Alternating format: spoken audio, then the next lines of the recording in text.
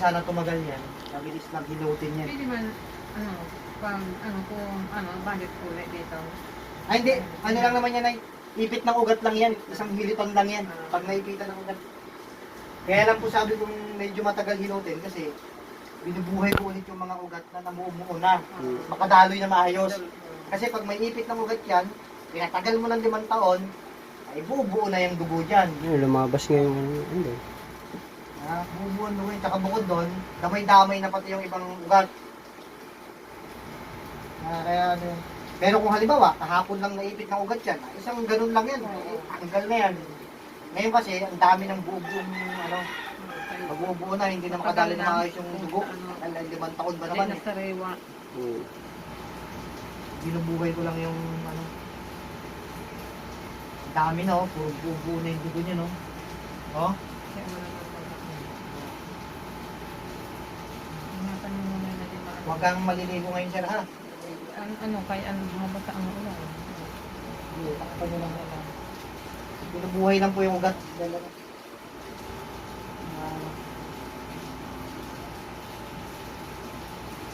Ito yung ipit ng ugat niyang kanina eh. Wala na, natanggal ko na yung ipit ng ugat. Wala na. Hindi na masyadong masakit to. Hindi na, kanya masakit. Tinanggal na yung ipit ng ugat. Diyan na yung ipit ng ugat. Anong ginugin ko? Ay, hindi. Wala. Ano lang, ipit wala naman yan. Hindi basta matanggal yung ipit ng ugat, makadaloy na ulit ang maayos yan, magbuhay ang mga ugat. Tignan mo ngayon sir, konektado pa hindi? Wala na. Dito, kabila. Hindi na. Pero kanina, bago mag-umpisa, pag pinipindot, konektado. Pero first time mo lang naranasan na mag-connect dito. Ang talagang iniinda mo dito sa loob. Kasi yung ipit ng ugat, may ipit yung ugat dito. Diba? Pag pindot ka, yung konektado. Yung mga dadaloy ng dugo, bumabalik na dito. Kasi nga hindi na makadaloy, naipit yung ugat. Naipon yung dugo dyan. Kaya pinaka naipon din. Ayan o. Tinanggal ko na yung ipit ng ugat. Ngayon, binubuhay ko lang po yung mga namuong dugo. Namumuo yan eh. Nag-exercise, nagtatrabaho, kaya kahit may ipit ng ugat, minsan nakakadaloy pa rin, pero mabagal. Ang tagal na niyang pagpapunta dito, hindi siya Hindi makagawa-gawa ng paraan. Hindi makapaghilot. Ipit ng ugat lang yun, hindi yan kilay. Nagkatukan siya.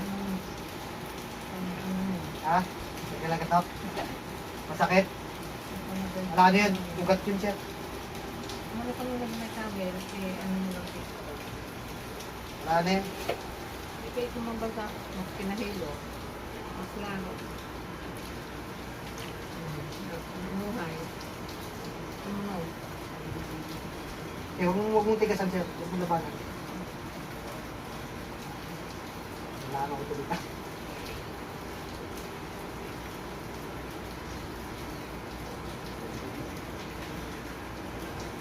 Sana. Tignan mo kung kanina masasakit pa, masakit.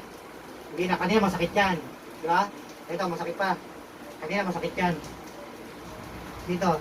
Wala yan ito, hindi ito, wala yan dyan. Naipunan lang ng dugo. Walang problema yan dyan. Dyan lang sumasakit, naiipon na yung dugo. Walang problema dyan.